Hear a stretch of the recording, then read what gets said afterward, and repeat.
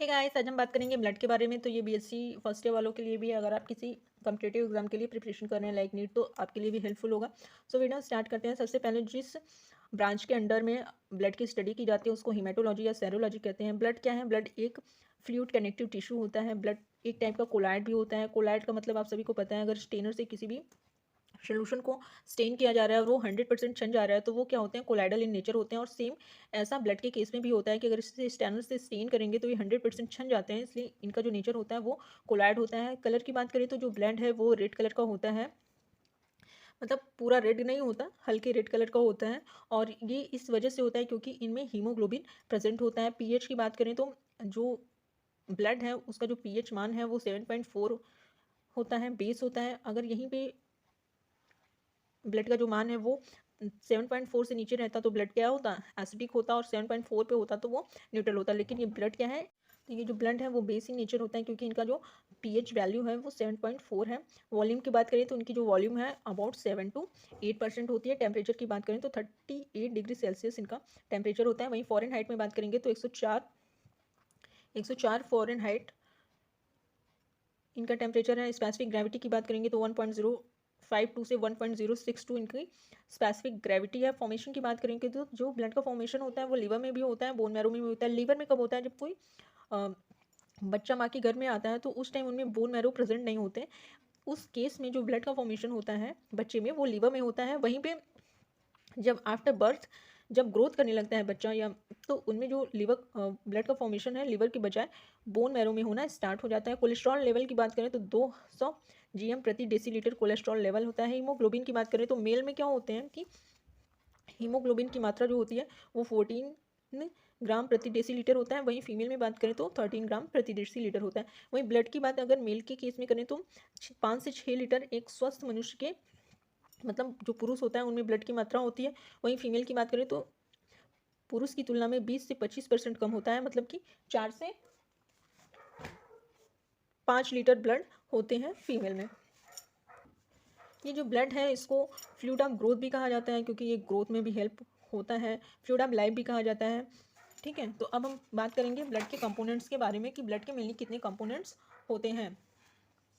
तो ब्लड के mainly 4 components होते हैं: plasma, red blood cells, white blood cells and platelets. इसे red blood cells, white blood cells and platelets को हम कार्पल्स भी कहते हैं। तो अब हम बात करेंगे प्लाज्मा के बारे में। तो जो प्लाज्मा है ये क्या कंसिस्ट करता है? 80% ऑफ वाटर कंसिस्ट करता है। प्लाज्मा प्रोटीन प्रेजेंट होते हैं एंड इलेक्ट्रोलाइट्स इसमें प्रेजेंट होते हैं। किसमें? प्लाज्मा प्रोटीन में। प्लाज्मा प्रोटीन को एंटीबॉडीज या फिर इम्यूनोग्लोबिन भी कहा जाता है। मेनली ये लीवर से सेंथेसाइज्ड होते हैं। लीवर की किस सेल से? तो रेटिकुलो इंडोथेलियल जो सेल होता है लीवर का, वहाँ से ये प्लाज्मा प्रोटीन सेंथेसाइज होते हैं। टोटल प्लाज्मा प्रोटीन प्रेजेंट होते हैं 6 से 8% प्रेजेंट होता है। ये जो प्लाज्मा प्रोटीन है इसको फर्दर डिवाइड किया गया है 3 पार्ट में: एल्ब्यूमिन, फाइब्रिनोजेन एंड ग्लोब्यूलिन। जो एल्ब्यूमिन होता है सबसे पहले हम उसके कैरेक्टर को देखेंगे। तो एल्बुलिन जो होता है प्रेजेंट इन ब्लड प्लाज्मा, ये ब्लड प्लाज्मा में प्रेजेंट होता है। उनका जो मेन फंक्शन होता है उसको क्या होता है? वो बफर एक्शन होता है। मीन्स कि ये क्या करते हैं? पीएच लेवल को मेंटेन करते हैं। उसी को दूसरे वर्ड में बफर एक्शन कहा जाता है। Also play an important role in maintaining osmotic pressure of blood. Blood का जो ऑस्मोटिक प्रेशर होता है उसको मेंटेन करने में भी ये एल्ब्यूमिन हेल्प करता है। एल्ब्यूमिन की कमी से इडेमा डिजीज़ होता है। एग्जाम्पल के लिए नेफ्रोटिक सिंड्रोम जो डिजीज़ है वो एल्ब्यूमिन की कमी से ही होता है। इसका जो नॉर्मल लेवल है वो 4 to 7 ग्राम होता है। वहीं ग्लोब्यूलिन की बात करें तो इसका नॉर्मल लेवल 2 to 3 ग्राम होता है। और ये इंपॉर्टेंट रोल प्ले करते हैं डिफेंस मैकेनिज्म में या फिर इम्यूनिटी के केस में ग्लोब्यूलिन अपने हेल्प करता है।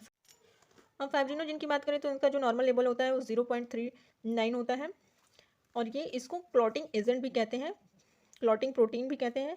ये इसेंशियल होता है किस लिए? Coagulation of blood. ब्लड का जो कोएगुलेशन होता है उसके लिए फाइब्रिनोजेन आवश्यक होता है। अगर ब्लड प्लाज्मा से फाइब्रिनोजेन निकाल दिया जाता है तो क्या होता है? ब्लड पीले रंग का दिखने लगता है और पतला होता है, जिसे सीरम कहा जाता है। ठीक है, तो अगर हम बोलें कि सीरम किसे कहते हैं तो प्लाज्मा में से फाइब्रिनोजेन को निकाल देने पर जो ब्लड दिखेगा येलोइश येलोइश कलर का दिखेगा, पतला दिखेगा, उसी को सीरम कहते हैं। सीरम टेस्ट भी होता है, आप सभी को पता है।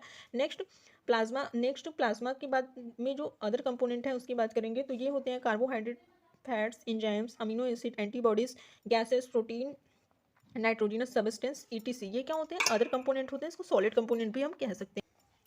नेक्स्ट हम बात करेंगे रेड ब्लड सेल्स की, जिसको कि इरिथ्रोसाइट कहते हैं, जो कि ब्लड में 95% होता है। इसकी संख्या सबसे ज़्यादा होती है।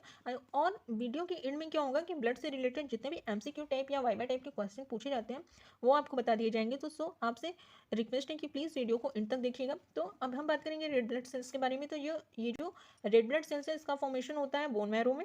इसका जो नंबर है, कितने नंबर्स में होते हैं, तो 50 लाख होता है। और अगर मिलियंस में बात करें तो 5 मिलियंस होते हैं। लाइफ स्पैन की बात करें तो 120 डेज होते हैं। वॉल्यूम की बात करें तो रेड ब्लड सेल्स में 45% इसका वॉल्यूम होता है। शेप की बात करेंगे तो ये जो रेड ब्लड सेल्स हैं वो बाइकन्वेव होते हैं, डिस्क लाइक होते हैं, फ्लैटेंड होते हैं सेंटर में, मीन्स ईच टाइप के का इसका स्ट्रक्चर होता है। डोनट के जैसे शेप में ये दिखते हैं। प्रोडक्शन की बात करें तो रेड ब्लड सेल्स का जो प्रोडक्शन है वो कंट्रोल्ड होता है इरिथ्रोप्रोटीन से, hormone produce primarily by the kidney. ये एक हार्मोन होता है जो कि किडनी के द्वारा प्रोड्यूस होता है। जो रेड ब्लड सेल्स होते हैं उनमें न्यूक्लियस प्रेजेंट नहीं होते हैं, जिसके कारण कि ये ज़्यादा फ्लेक्सिबल होते हैं। रेड ब्लड सेल्स कंटेन करते हैं स्पेशल टाइप ऑफ प्रोटीन जिसको कहा जाता है हीमोग्लोबिन, जिसकी वजह से जो ब्लड का कलर होता है वो रेड होता है। जो ये हीमोग्लोबिन है वो कैरीज करता है ऑक्सीजन को फ्रॉम लंग्स से लेकर टिश्यू तक, और कैरीज करता है कार्बन डाइऑक्साइड को फ्रॉम टिश्यू से लेकर लंग तक। ऑक्सीजन कैरी करेगा लंग से लेकर टिश्यू तक, और कार्बन डाइऑक्साइड कैरी करेगा टिश्यू से लेकर लंग तक।